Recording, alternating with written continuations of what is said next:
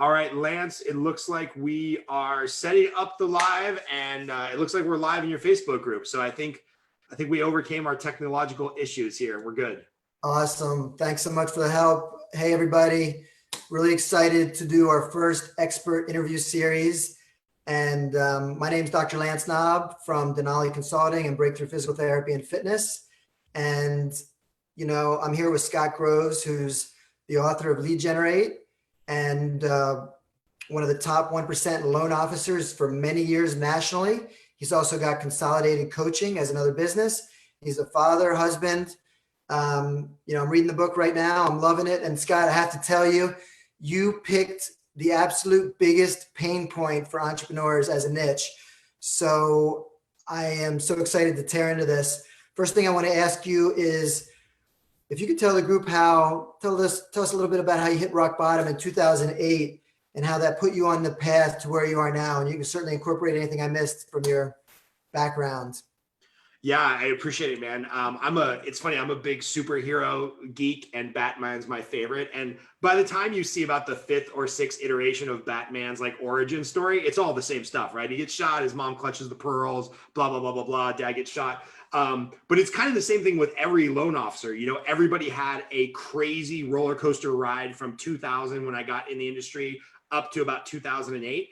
And then 99% of loan officers went broke, bankrupt. I was almost $1 million in debt. At one point in the beginning of the book, I talk about how this embarrassing moment with my dad, where I literally was driving a Corvette and did not have $5 to pay for a Subway foot-long sandwich. I mean, it was just total fraud, total fraud. And it was really embarrassing. And so obviously hitting rock bottom and then finding coaching, finding personal development. I think every guy just kind of muddles along through their 20s and then really starts to do some growth and do some of the work on ourselves in the 30s. And that's right how the crash aligned with me. And then, I always considered 2009 and beyond kind of the second part of my career. I was working for Washington Mutual, which was the largest bank failure ever in the history of the world in any nation. They hit rock bottom and disappeared. I hit rock bottom, obviously, and was effectively bankrupt. Probably should have just declared bankruptcy and moved on. I didn't let my pride do that to me. So really spent my 30s just trying to figure out systems, personal development, business development. How could I improve myself year over year? Found a groove in about 2010, 2011. Doubled income and doubled production every single year from 2011 to 2016. Was able to pay off a vast majority of that debt. I've still got about 90,000 of the $1 million that I'm paying off probably this year. It's been a great year for mortgage professionals.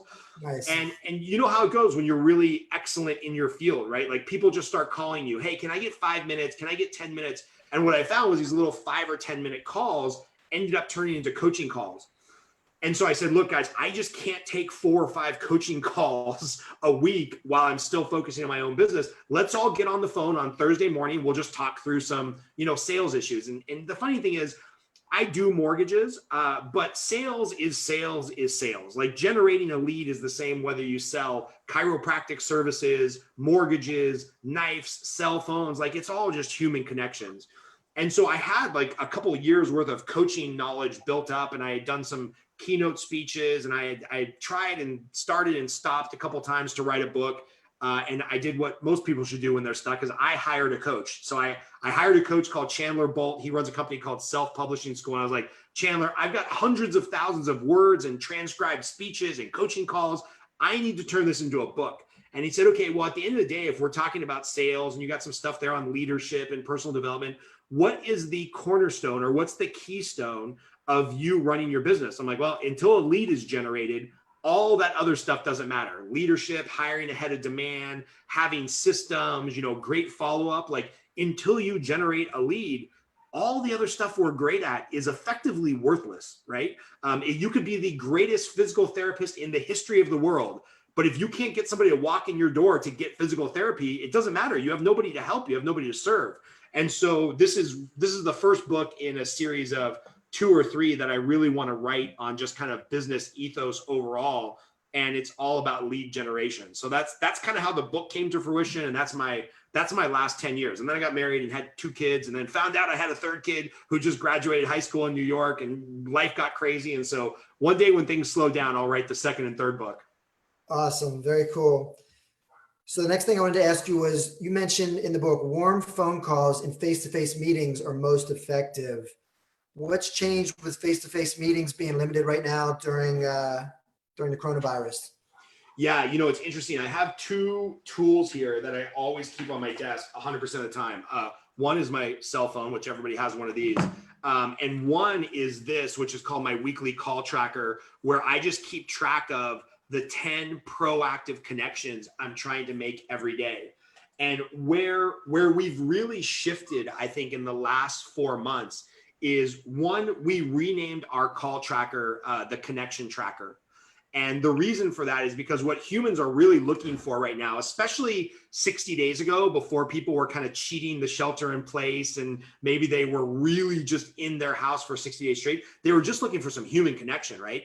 So whereas those phone calls with realtors or financial planners or divorce attorneys used to be a phone call of like, hey, I'm making my weekly call reminding you, is there anybody I need to talk to? That quickly went from, hey, Kenya, one of the realtors I work with, how's the family? How are you holding up? Like, how's your mental health? How's business? How are you going to generate business for yourself if this lasts another 60 days, 60 months, 10 years? Because who knows what the next thing will be that brings just the economy to its knees. So the first thing we did is we changed the call tracker, that sales mindset, to the connection tracker, which is more of a relationship idea. So that's the first thing that changed. And the second thing that changed, especially some of the newer loan officers, right? Where the newer loan officer, and I think this is relevant in every business, you kind of have your plan, you have your system, you know what works, your blockbuster movies 10 years ago, like everybody comes into the store to get their blockbuster movie, right?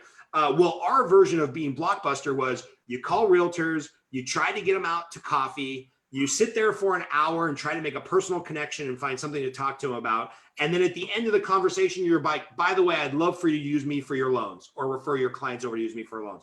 Well, all of that goes away like literally overnight. I'm here in California. We had the most aggressive lockdowns. Like overnight, you could not go out to coffee and build relationships with potential referral sources. So the other place that we had to shift with this tool is just reminding all the newer loan officers like, hey, no matter what business you're in or what product you're selling or what service you're pushing, your first 10 clients and probably your next 10 clients are already in your phone, right? It's somebody who you have a relationship with that you can offer a product or service to, or it's a past client who needs to buy again. Or for us in the mortgage industry, it's all the people who did a loan in the last year, 10 years, 20 years, who now has to refinance because interest rates are lower, right?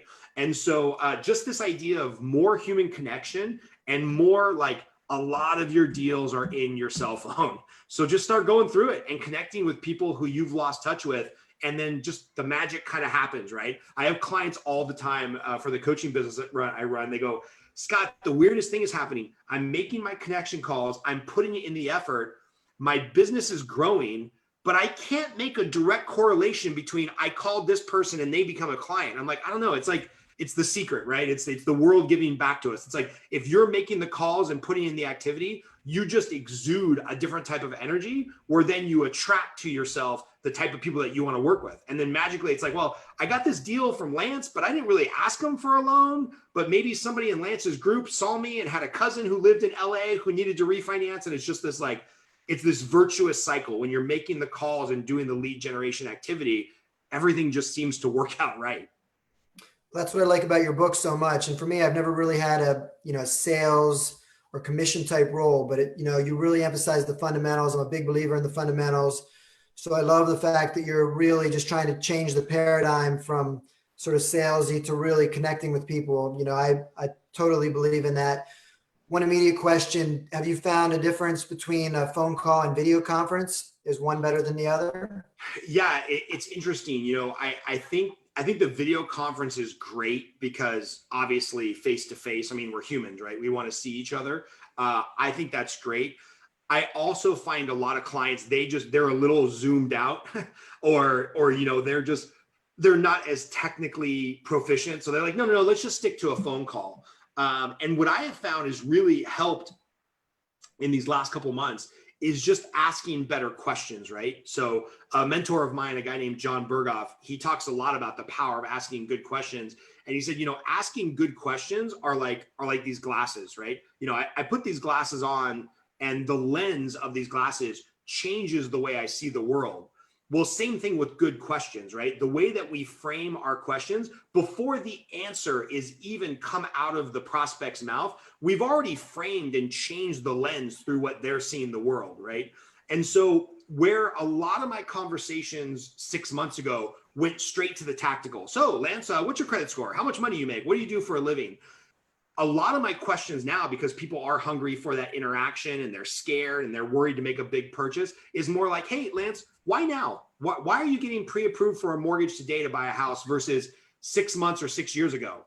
And, I don't know much about you personally, Lance, but maybe you start to open up and you're like, well, I'm now running my practice out of my house. I can't really do that where I rent, or maybe I'm getting married or divorced or having kids, or my dog just died or whatever. And people start to open up to you on an emotional level. Well, then when I get to the end of the call and I have to ask for their social security number and their bank account, all this personal information, it's such an easier process because I've connected with them on a deep, deep level, right? If somebody's going to tell me about their marriage or their divorce or their dead dog, now we've made a real human connection. And so I think there's a way to do that on a phone call. Obviously, it's amplified if you can see somebody face-to-face on video, but I think you can still break through on the phone in a very deep way if you ask really good questions.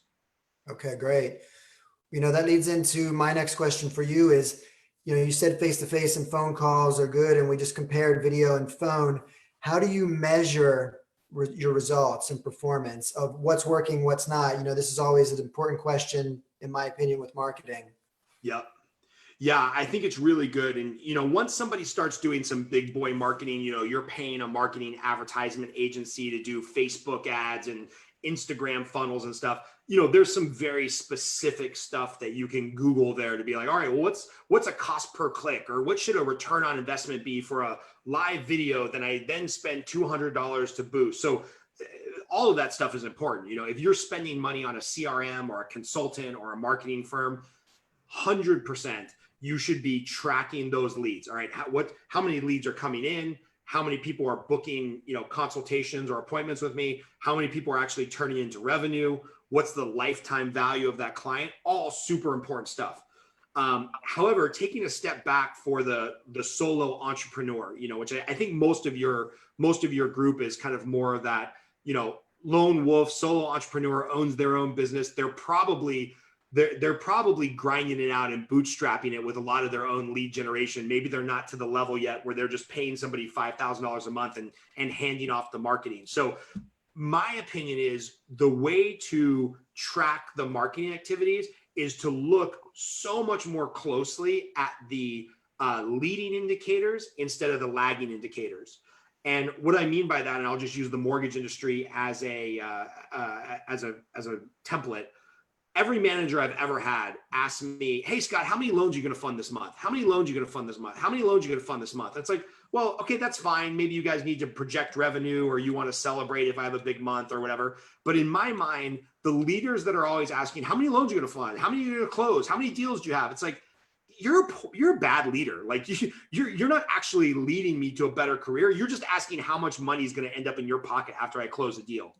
So if you take a step back and you're like, all right, well, in order to get a deal under contract, I have to pull the client's credit report, right? So a better question would be, as a leading indicator, hey, Scott, how many credit pulls did you get this week? Oh, I pulled 20 credit reports for potential clients. I know at some point during the next 6 months, that's going to turn into 5 closed deals. But an even better leading indicator is, Scott, how many outbound calls did you make? And the metric is going to be different for every business, but I've just found, again, going back to this call tracker, if I make 10 proactive outbound calls every day, I've worked out the metrics for myself and coaching clients. And the funny thing is, I've done it for insurance agents. I've done it for realtors. I've done it for a girlfriend of mine that runs a hot yoga studio. It always seems to come in somewhere around 8 to 15 connection calls a day. Like if you're doing the activity and like, okay, my version of marketing is making 10 proactive connection calls every day, Somehow the lagging indicators, closing the deals, closing the client, the money follows, it just all takes care of itself. So if you're a solopreneur or you run a small team, I would say find the leading indicators in your job, not the lagging indicators. Don't focus on the deals that close because they're already there. But if you've got to find, 10 new patients or 10 new clients or, 30 new emails to sell widgets to, track how you're doing that and make those leading indicators your marketing measurability that you look at every day, every week. And that's the thing we should all be neurotic about. And do you take the step of comparing different actions and how many leading indicators they're generating, social media marketing versus lunch with a realtor or, XYZ? Do you compare that? Oh man, that's such a good question, because I think one of the things all of us get wrong, and I've been like nerding out and geeking out on marketing and lead generation for like 10 years, and I still get this wrong. I think there's a difference between branding and marketing versus lead generation, right? And so let me give this example. I've got a friend. I love to tell this example because I love to bust his balls. His name is Cole Strange. He's a lender that does a lot of VA loans because he's a veteran himself. He does veteran loans for clients. So one day he's getting ready to walk into an open house, and VA loans have this unique characteristic that you can buy a loan, or you can buy a home with 0% down. So he just decides to go live on his phone, and he says, "Hey, this is Cole Strange, blah, blah, blah, blah, blah. Walking into this open house to talk to this realtor because one of my clients is making an offer on her property. And I want to explain to this realtor that just because the veteran's putting 0 down doesn't mean they're not well qualified. Just means that, they're taking advantage of their VA loan." So he shoots that video. He goes into the open house, goes about his day, goes back to the video about 3 hours later, and it's got 40,000 views, which in the mortgage space is unheard of. Like, our content is not interesting. Getting 40,000 views, like you're effectively the president of the United States or Gary Vaynerchuk or one of these guys who gets millions of views on Twitter. So that was the branding. That was the marketing, right? That was getting his message out there. But where he screwed up is he didn't do the lead generation. Every single person that interacted with that video, hit the like button, left a comment, he should have been in there all night, all couple hundred people that interacted with that video and was like, "Yeah, I'm a veteran. And yeah, you can do a VA loan with 0 down. Doesn't mean I'm not qualified." He should have interacted with every single one of those people saying, "Hey, it's Cole. When you or somebody you know is ready to buy a home or refinance with a VA loan, give me a call," right? That's the lead generation. So the marketing, the branding is eyeballs. The lead generation is actually putting revenue in your pocket. And this gets all the way back to your question, is where I track the metrics of my leads is I track from 3 sources. Where am I getting business from that marketing and branding that I can then jump in and do the lead generation? That's your Facebook, that's your Yelp, that's your Instagram. Number 2 is, where am I getting business from my core referral sources? So, if you're a lawyer that specializes in, personal injury, your core referral sources are probably a few physical therapists, a few doctors, a few other lawyers that don't specialize in that. So that's kind of the second bucket. And then the third bucket is past clients, right? I created a great customer experience and those clients referred me clients. So I think at a bare minimum, we should be tracking those 3 buckets: past clients, key referral relationships, and then the branding, the marketing, the online strategy, the widget selling on Facebook. I do think that we should be tracking those 3 buckets so we know where to invest all of our time, right? Because if I find that like I'm getting no referrals from past clients, well, I know that that's what I need to work on. Maybe I need a better client journey, and I should be getting a third of my business from past clients. And then if all of a sudden referral sources take off and I'm getting a ton of business from them, okay, well, what am I doing different? Maybe Zoom was a better way to connect with phone. Maybe I need to do more lunches versus coffees. I don't know. But I think we do need to track those 3 buckets so we know where our business is coming from. Good stuff. Yeah. I mean, so much there. We could probably talk for a full day or full week on measuring. I definitely believe in taking it to profit if you can, so you can best compare actions. So next question I wanted to ask you is, some of our group here live, and we're going to share this with the group, are definitely more sales and commission people and really have a lot of, lead generation experience. For them, and even for others, from writing the book and just all your experience, if you had to, share 1 or 2 pearls and 1 or 2 things that are going to immediately help people move the needle on generating leads, what would that be? Yeah, good question. Really great question, Lance. And I would say the number one, and I'm stealing this directly from Gary Keller, the owner of Keller Williams, built the biggest real estate company in the entire world. Back in the day when I would go to his big rallies and seminars, before he had to give his public comments, when he was coaching somebody and they had a problem, he would say, great, let's see your calendar. Oh, you've got a revenue problem? Let's see your calendar on when you have scheduled blocks of time for lead generation. Oh, you're on the verge of divorce? Show me your calendar and show me where you're scheduling date night and scheduling quality time and scheduling the board meeting with your family. Oh, you've got health concerns? Show me your calendar where you're scheduling in time to work out and recharge and take mental health breaks. And so the first thing I tell everybody when I start with a new coaching client is, all right, show me your calendar. Like, if you can't show me your calendar right now where you have stuff scheduled out for personal, business, lead generation, then you're just failing. Like, it's just, we know how it goes, right? Our day gets so busy. We get so reactive. There's a new cat video on YouTube. There's a new political argument on Facebook. My kids are running around because we're in shelter in place. It's like, there's always an excuse to not do the lead generation. So if you find that you're the type of person that doesn't get to lead generation every day, put it on your calendar, time block it out. And then I would time block and I would activity block. So I put it on my calendar every day, 10 to 11, to do some lead generation. If for some reason I don't get to it during the time block, because guess what? Time passes whether we want it to or not. Then I know the activity block is I have to call at least 10 people a day. And so having that mindset that it's like, hey, this 9:30 to 10, 10 to 11, whatever, this is my lead generation time. This is my no fly zone. This is a daily habit. I don't do one sit up and then hope I have 6-pack abs. It's like, you got to go to the gym every single day. Spoiler alert, I don't have 6-pack abs. But yes, just having it on your calendar every single day, that is one thing. And then the second thing, and I think this is probably what people are experiencing here in your group, is like, you've got to pay for coaching or be part of an accountability group. Like, sales is hard, man. Everybody that sells something generally has an unlimited earnings potential. Well, when you have an unlimited earnings potential, that probably means that this shit is hard.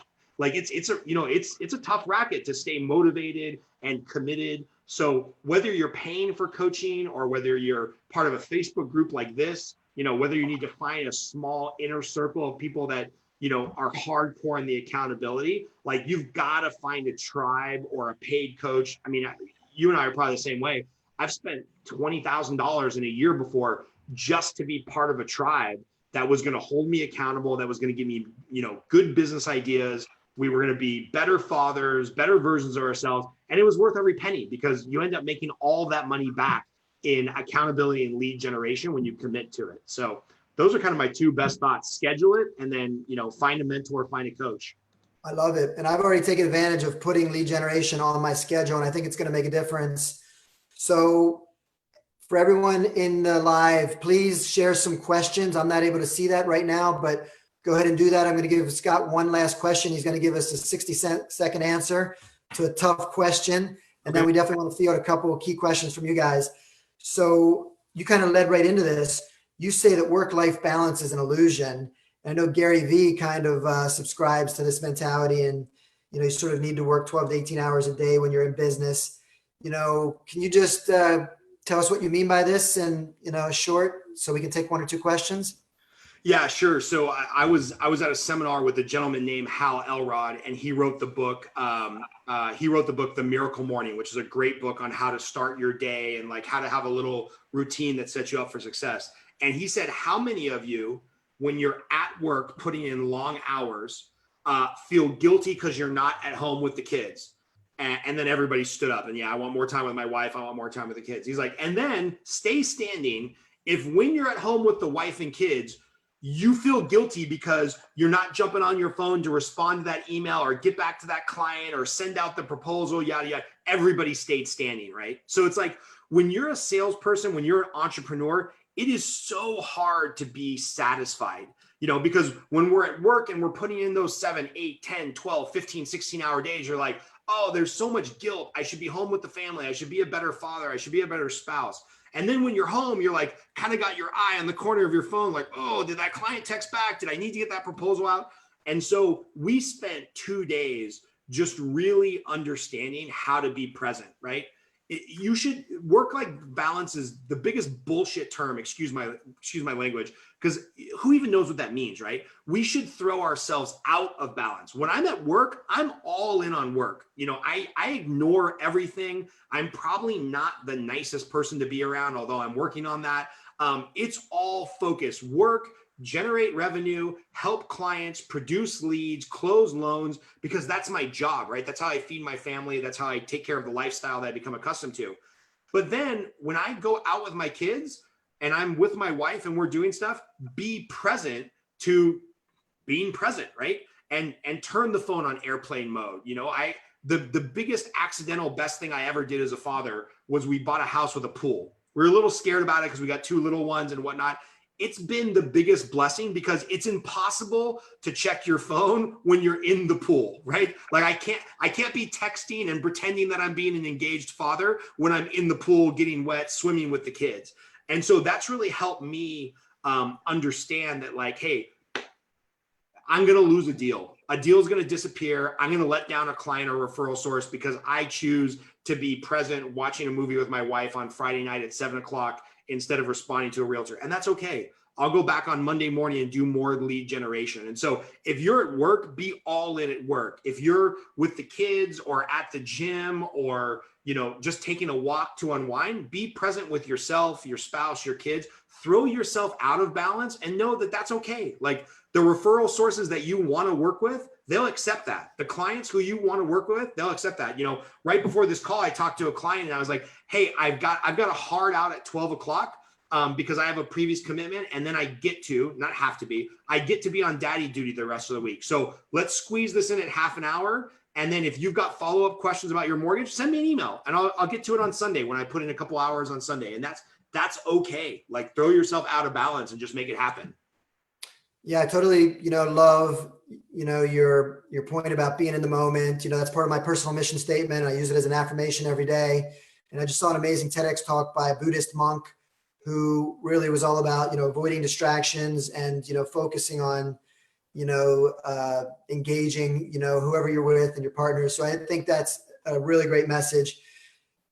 So there's a couple questions here. I don't know if you want me to jump in there, Lance. Yeah, definitely jump in on questions. And I definitely want you to, share the best ways everyone can connect with you. And if there's anything that just wasn't missed that you really want to, share with the group and hammer home to us, please bring it in. Yeah, Alan asked a great question here. He said, Scott mentioned personal development about being part of his comeback. Can he speak to this? And Alan, the reality is our level of professional development is never going to exceed our level of personal development.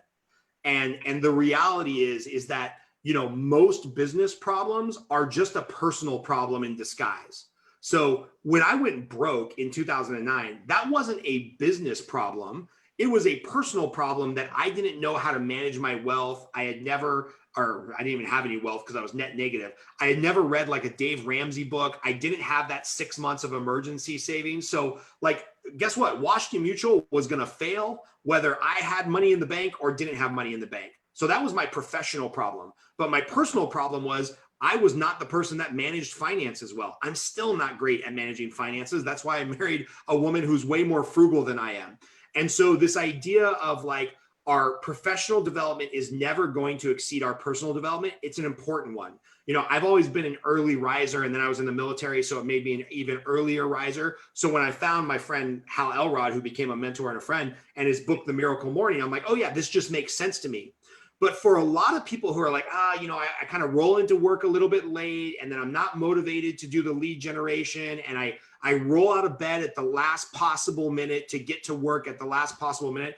That's not a business problem. That's a personal problem. Maybe there's some health issues. Maybe there's some sleep issues. Maybe you just need to become the type of person that wakes up early. And then all of a sudden you're like, oh, I started waking up 20 or 30 minutes early to take care of my person. And then I show up more powerfully for work. And then I have the motivation to do the lead generation. And now I doubled my income.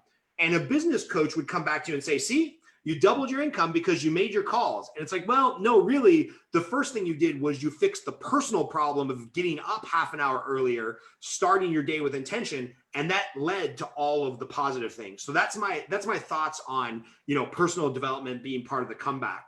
And then Amit, I'm sorry if I'm pronouncing your day wrong. What does your typical calendar look like?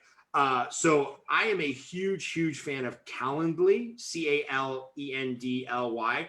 And for any of you that just want to like jive and talk for 15 minutes, like I really appreciate Lance having me on. I'm going to have my assistant put, she's actually acting as me right now. So I'm going to have my assistant, AKA me, put my calendar link in in the comments here. And you can go on there, just schedule a 15-minute phone call. We'll jump on the call and talk about anything that you want. But my day basically looks like wake up at 5 a.m., try to get in either a workout. I'm trying to learn more about Brazilian Jiu-Jitsu right now. So I'll either like every other day get in a workout, or every other day I'll start my day with some intention, read something positive, do some of the affirmations, troll around on social media. I'm not totally immune to wasting some time. Usually, get started with my day around 6:30 or 7, and then kind of clear my decks. Do my coaching that I receive, do the coaching I give out to my team. And then by 8:45, 9 o'clock, I'm into lead generation mode, whether that's phone calls, text messages, follow-up. And then, I've just got appointments booked back to back the rest of the day through the Calendly app, where clients need to talk to me about new deals, existing deals, whatever the case may be. And then kind of start to wind down around 5 o'clock and then get some family time in the night. I did find for my business, I shifted my work schedule. So now I work Sunday through Thursday. This is one of the few events that I'll actually take on a Friday is, a podcast or an interview, because I have found that most of my clients and realtors are out shopping for homes on Sunday. So I need to be available. So I work from, Sunday at noonish till around Friday at noonish. And then I've just kind of manipulated my schedule there. But to my point of being completely checked out, and this is rare for loan officers, I don't check my phone messages. I don't check email. I don't do anything business related Friday night, Saturday to Sunday morning. And if somebody's blowing me up with some emergency text, I send them a link to this Calendly and I'm like, hey, I'm off with family time right now, or personal time, or I'm smoking a cigar and it's none of your damn business. Schedule 15 minutes on Sunday. We'll catch up and talk then. If that's not good enough for you, well, then fine. We're not going to be friends. We're not going to work together. So to Alan's question, no, I totally agree with, personal development. And even with my book, The 4% Breakthrough, that's the first section. I just posted that same quote from Jim Rome in my Facebook group. So I totally agree. And then the second section is sort of business fundamentals and business best practice. And then lastly, actionable health information. So I think you're doing a lot of good stuff. I know you really focus on, physical health and mental health as part of the steps in your book. And even that work-life balance, I think you have some good information in there. So thanks for, sharing today, and thanks for sharing your schedule with, Amit's question. Any last, major takeaways you really want to drive home? And definitely, let us know any and all ways to get in touch with you. Yeah, the easiest way to get in touch with me is just friend request me on Facebook. Let's be buddies. I'm kind of, that is my one big time drain. I spend a lot of time on Facebook interacting, and then I pretend like it's business and lead generation, but it's really not. It's just narcissism and ego, and I want a distraction from my day. So keep in touch with me here on Facebook. We're running a Facebook group also called the Generate Facebook group, where we're trying to do similar interviews to this. I'm not selling anything. We don't have any coaching or anything like that. It's just something that I'm doing to try to give back. And I'll leave you with this final thought. And this actually came from a business partner of mine. We merged forces for a couple of years because he was a amazing mortgage tactician, but hated doing the lead generation. So we worked really well together. And it was a couple of years into our relationship where he turned to me and he said, you know what I just realized, Scott, through hearing you do these videos and these interviews and whatnot? He's like, I need to get over myself and realize that all lead generation, making the call, reaching out to the client, cold calling, warm calling, checking in with a past client, checking in with an existing referral source, trying to build a new referral source. He's like, lead generation is a net neutral proposition. And I was like, oh, what do you mean by that? He's like, well, let's say Lance is a realtor and I call Lance to try to get a coffee appointment or, ask for a deal or further the relationship. And Lance says no. He's like, who gives a shit? It's a neutral situation. I already didn't have Lance's business.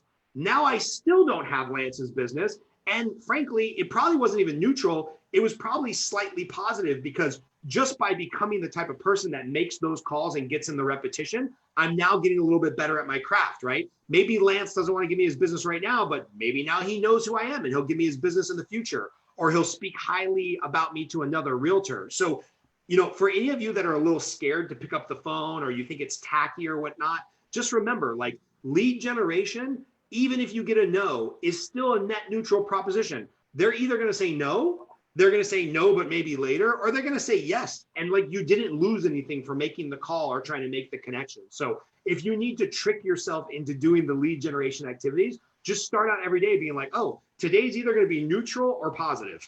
And in this crazy world we're dealing with right now with COVID-19 and social unrest and everything, it's like neutral is pretty damn good. So if I can go to work every day knowing that it's going to be neutral or good, like, what an empowering thought for us to have. So that would be my parting thought, Lance. Awesome. And yeah, you shared. So Facebook's the best way to get in touch with you. How about what socials are you on? What's your Instagram? Oh, I don't even know. Somebody else does that for me. So find me on Facebook, or the link is here in the comments to set a calendar interview. Like, if you've got something you want to talk about on lead generation, I got nothing to sell anybody because I only coach loan officers. So I just geek out on this stuff. I love talking about it. So if you want to book a call, and we'll just jive about whatever you want. Awesome, Scott. Well, listen, thank you so much. Thanks for helping me in my first interview. This is a great topic. I mean, it's painful for so many of us. You shared some really great wisdom and pearls, and thanks for helping me with the tech part of it as well. Appreciate it. No problem, man. Good time. Happy to help, and thanks for the interview. And your group is just crushing it and growing at a nice little clip, dude, where you got some good stuff going. So I'll order a copy of the book. I unfortunately didn't have a chance to get to it because everybody and their brother wants to refinance, but I'm going to order a copy of the book, get through it, and then maybe we'll do a follow-up interview in a couple months, and I'll interview you. I love it. Awesome. Definitely. All right, man. We'll talk soon. Okay. Thanks, bud. Bye.